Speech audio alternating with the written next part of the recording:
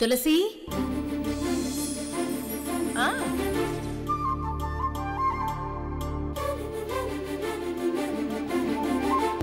నాకీ విడాకులొద్దు.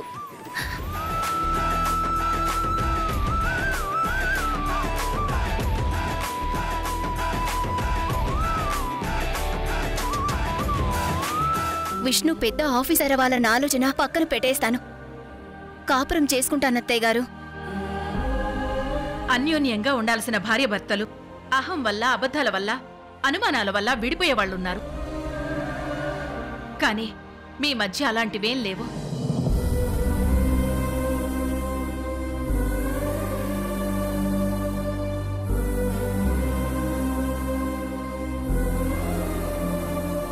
భర్తకి ఆవేశం కంటే ఓపిక ఎక్కువ ఉండాలి. భార్యకి అందం కంటే ఎక్కువ అర్థం చేసుకునే గుణం ఉండాలి. మనసు గాయం చేయడానికి ఒక్క మాట చాలు. కాని గాయపడిన మనసు గెలవటానికి ఒక జీవితం సరిపోదు. అది గుర్తుపెట్టుకోండి. నువ్వు కోరేది మంచి ఉద్యోగమే, వాడు కోరేది కాపురం. ఒకరు మొండికేస్తే ఒకరు సర్దుకుపోవాలి. అప్పుడే ఆ కాపురం పచ్చగా ఉంటుంది. ఇకనైనా అర్థం చేసుకుని సంతోషంగా ఉండండి. సర్దుకుపోతాం అత్తయ్య గారు.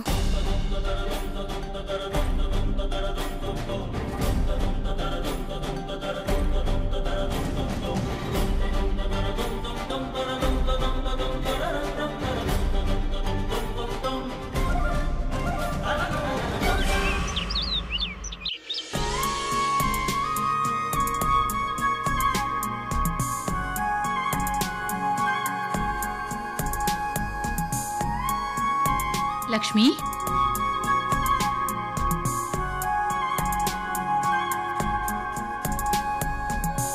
నీకోసమే గుడికి వెళ్ళి పూజ జరిపించి వస్తున్నా. లక్ష్మి, నువ్వు వీలైనంత తొందరగా మా అమ్మ నాయనమ్మని చేయాలి. అది మా అమ్మ కోరిక. ఏమండి, బొట్టు పెట్టుకోండి. రే సంజయ్, నువ్వు కూడా. ఏమండి, మన కోడలు కడుపు పండాలని మనస్ఫూర్తిగా కోరుకున్నానండి. పిల్లల పెళ్లిళ్లు జరిపించాక తర్వాత పెద్దలు కోరేది ఆశించేది అదే కదా సుజాత. నువ్వు సంజయ్తో సంతోషంగా ఉండాలని మీ నాన్న మీ అమ్మని ఎంతో ఇబ్బంది పెట్టాడు. వదిన కష్టం వచ్చినా నీ కష్టం వచ్చినా ఒక్కటే. నువ్వు సంజయ్తో సంతోషంగా ఉంటే మీ నాన్న చాలా సంతోషిస్తారు. అప్పుడు ఎవరికీ ఏ ఇబ్బంది ఉండదు.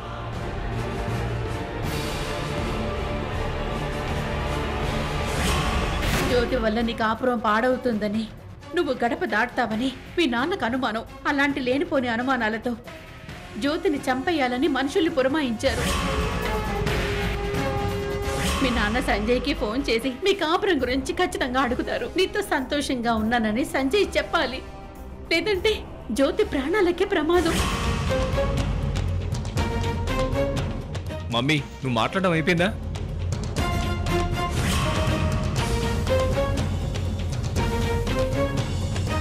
నాకు ఇక్కడ ఆకలి దంచేస్తుంది. నేను మాట్లాడటం అయిపోయిందిరా. నేను వచ్చి వడ్డించాలా చెప్పు. నేను వడ్డిస్తాను అత్తయ్య గారు.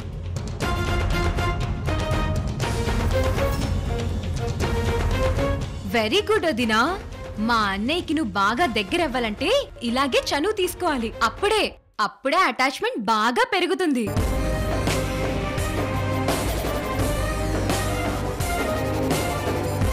అన్యోన్యత పెరగాలి, ఆనందం పెరగాలి. మీ చేత్తో మాకు కూడా వడ్డించమ్మా. పద పద పద. డాడీ, మనం తర్వాత తినొచ్చు. ముందు వాళ్ళకి స్పేస్ ఇవ్వు.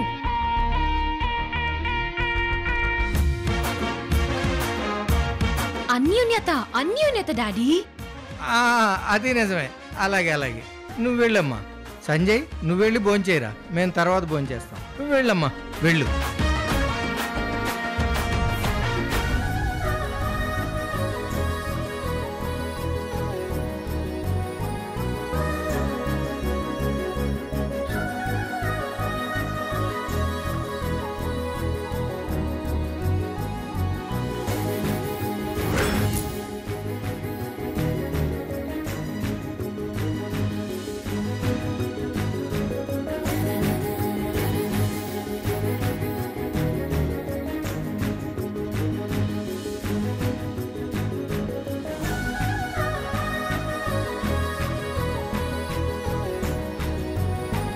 నాకు ఇష్టమైన కర్రీస్ అన్ని వండారు.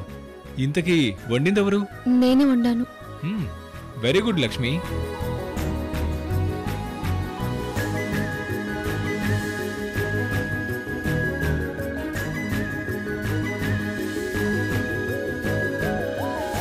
చాలా బాగుంది.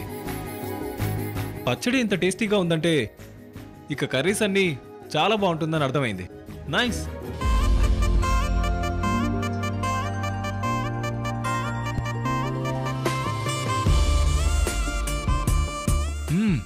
చికెన్ కర్రీ చాలా బాగుంది.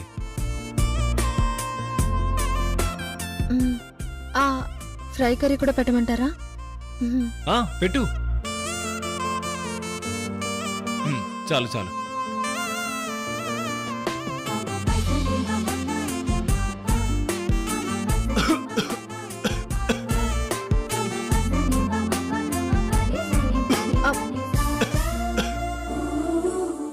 మెల్లగా తినండి.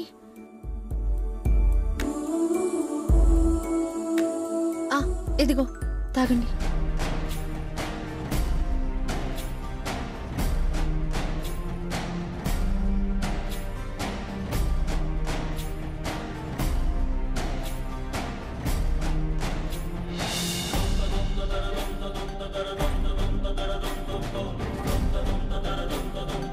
సంజయ్ లక్ష్మి బాగా కలిసిపోయారమ్మా. Very good. వాళ్ళిద్దరిని కలపటానికి మేమెన్ని ప్రయత్నాలు చేశామో మాకు తెలుసు. ఏంటమ్మా? అమ్మా అవును నందినమ్మా. వీళ్ళిలాగే కలిసిమెలిసి ఉంటూ 2 నెలలు తిరిగేలోపు శుభవార్త చెప్తే చాలు. తప్పకుండా లక్ష్మి శుభవార్త చెప్తుంది లేపిన్ని. Thank you Lakshmi. నేనంటే చాలా ప్రేమ కదా.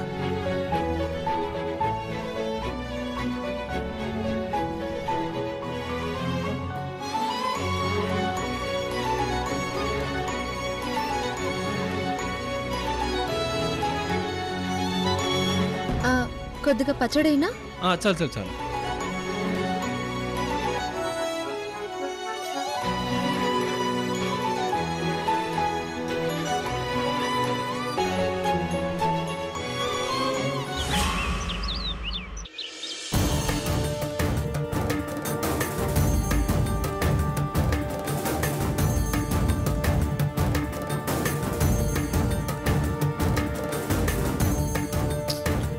డివోర్స్ పేపర్స్ మీద సంతకాలు పెట్టే అంత పెద్ద గొడవ జరిగినా ఈ రేవతి పీడ వదిలిపోలేదు. ఇంటి గడప దాటిపోలేదు. చాలా మంచి అవకాశం అందినట్టే అంది చేజారిపోయింది. దాని అదృష్టమో నా దురదృష్టమో అర్థం కావట్లేదు. అంతా నీ దురదృష్టమే.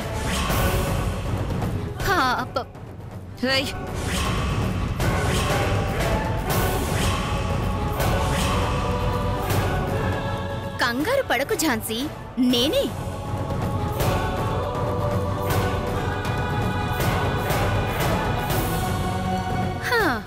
నన్ను టార్చర్ చేసి నా భర్త దృష్టిలో నన్ను బ్యాడ్ చేసి నన్ను ఈ ఇంట్లోంచి బయటకి పంపించేయాలని పాపం చాలా ఆశపడ్డావు.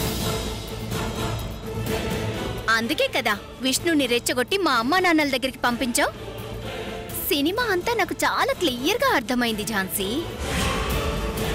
అంతా నువ్వు ఊహించినట్టుగానే జరిగింది గాని ఫైనల్గా నీ ఆశలన్నీ అప్సెట్ అయిపోయాయి. నేను ఈ ఇంటి పెద్ద కోడలి స్థానంలో నంబర్ 1 స్థానంలో సేఫ్గానే చాలా గౌరవంగానే నేను ఈ ఇంట్లో ఉన్నాను. మరి ఇది నీ దురదృష్టమే కదా.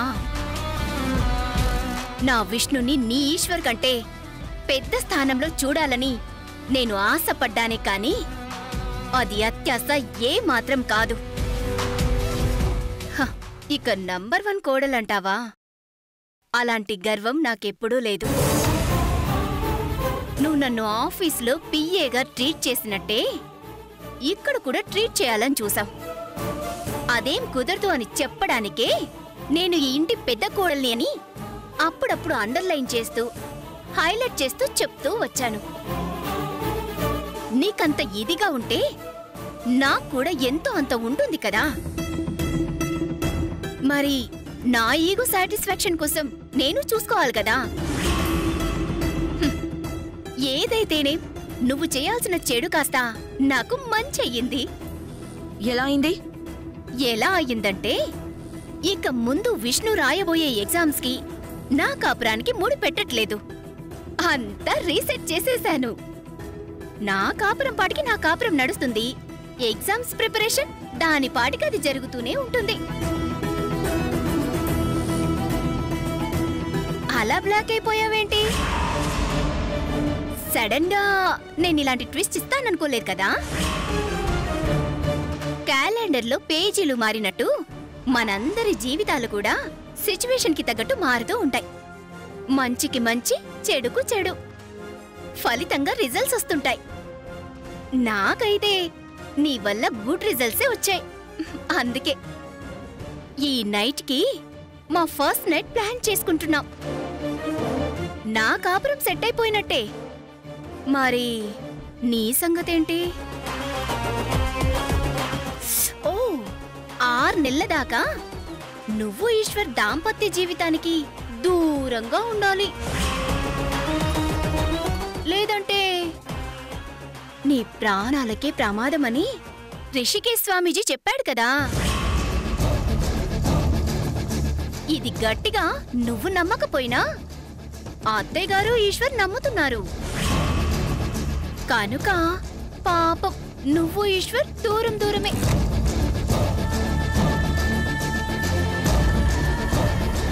నాకన్నా ముందు ఒక పాపునో బాబునో కని ఈ ఇంటి పెత్తనం నీ చేతుల్లోకి తీసుకోవాలన్న కల కూడా చెదిరిపోయినట్టే. ఎందుకంటే నీకంటే ముందు నేనే కంటాను. నేనే ఈ ఇంటి పెత్తనం తీసుకుంటాను. ఈ ఇంటి కోడలిగా, నంబర్ 1 కోడలిగా ఉంటాను. అర్థమైందా?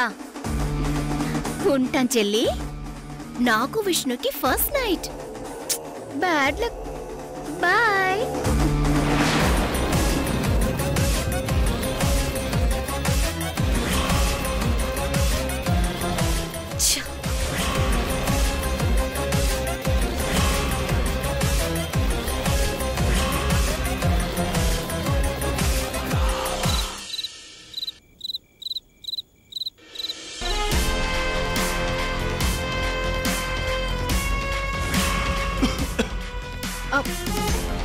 మెల్లగా మెల్లగా తినండి.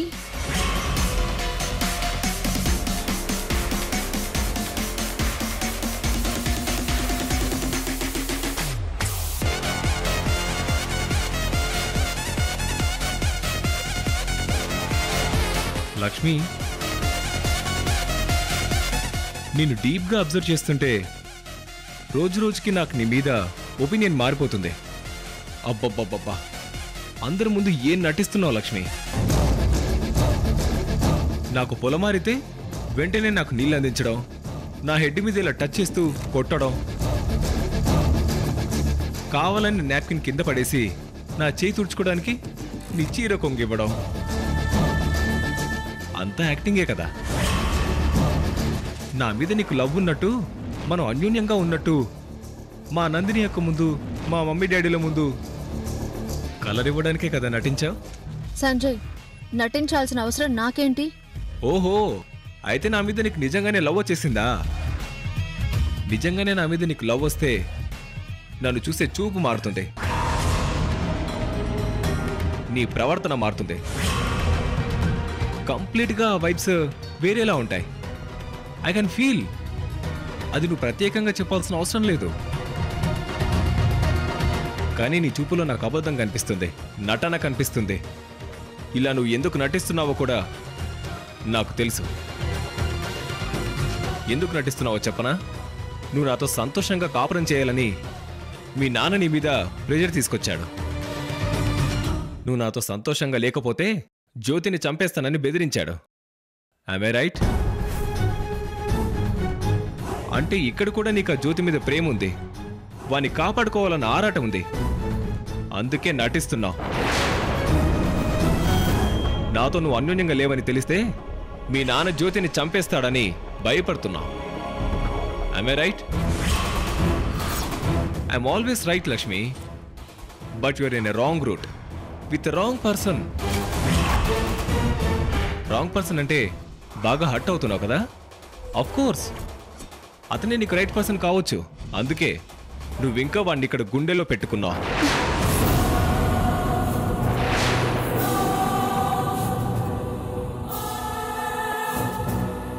అదేంటి లక్ష్మి అలా వెనక్కి వెళ్ళిపోయావు? నేను నిన్ను టచ్ చేయకూడదా? I'm not a stranger, I'm your life partner, husband. ఒక భర్తగా నిన్న భార్యను టచ్ చేయడం తప్ప? అంత పెద్ద క్రైమా?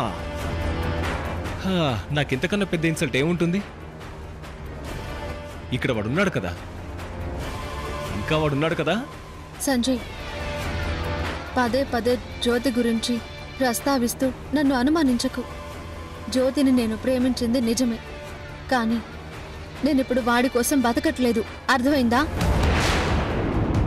నేను నీ భార్యగా ఉన్నాను, నీకేం ద్రోహం చేయట్లేదు, అంతవరకే ఆలోచించాలి. Nice, very good. నేను ఎంతవరకు ఆలోచించాలో కూడా నువ్వే డిసైడ్ చేసేస్తావా? నీకు ఆలోచిస్తే నేను ఎంత దూరం నడవాలో కూడా నువ్వే డిసైడ్ చేసేస్తావా? బయటికి కనిపించవు కానీ నువ్వు చాలా గొప్ప యాక్టర్వి, మహానటివి, గ్రేట్.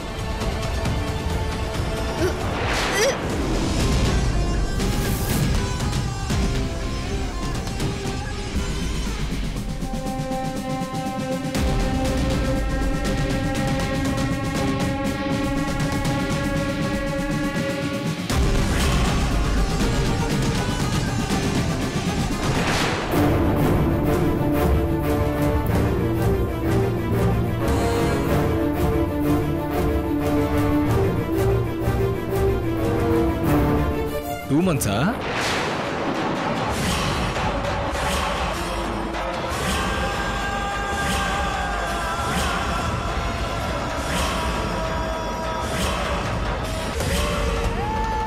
త్రీ మంత్సా?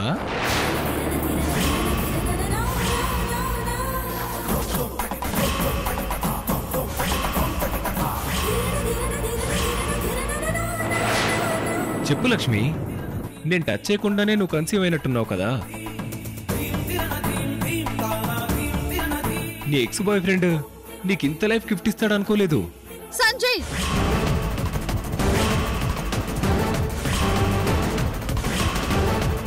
నోటికొచ్చినట్టు మాట్లాడొద్దు. నేను అలాంటి దాన్ని కాదు, అలాంటి తప్పు చెయ్యను. మరి వామిటింగ్స్ ఏంటి? తిన్న ఫుడ్ పడక వామిటింగ్స్ అవుతున్నాయి, కానీ నీతి మాలిన పనులు చేయటం వల్ల కాదు. జ్యోతితో నేను స్నేహం చేశాను, కానీ హద్దులు దాటలేదు. ప్రేమించాను, కానీ నా క్యారెక్టర్ని చంపుకోలేదు. అర్థమైందా? అయితే నువ్వు నిప్పనమాట, సాధ్వి అంటారు కదా, ఆ టైప్ అన్నమాట. అంటే నేనే ఏదో కాంప్లెక్స్తో డిజార్డర్స్తో బాధపడుతూ నేను టార్చర్ చేస్తున్నానన్నమాట. నన్ను హస్బెండ్గా యాక్సెప్ట్ చేయకుండా మేనేజ్ చేస్తున్నావు. నాతో సంతోషంగా ఉన్నట్టు అందరి ముందు నటిస్తున్నావు. బాగా నటించు. ఒక్క విషయం గుర్తుపెట్టుకో, మహానటిగా నువ్వు ఎన్ని రంగులు మార్చి ఎన్ని వేషాలు వేసినా అన్నీ బయటపడతాయి. అందరికీ నీ గురించి తెలిసే రోజొస్తుంది. అప్పుడు నిన్న దేవుడు కూడా కాపాడలేడు, జ్యోతిని కూడా కాపాడలేడు. Mind it.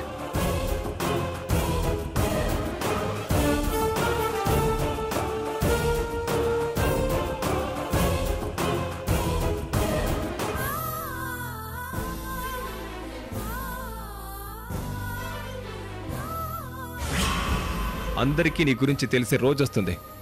అప్పుడు నిన్న దేవుడు కూడా కాపాడలేడు, జ్యోతిని కూడా కాపాడలేడు.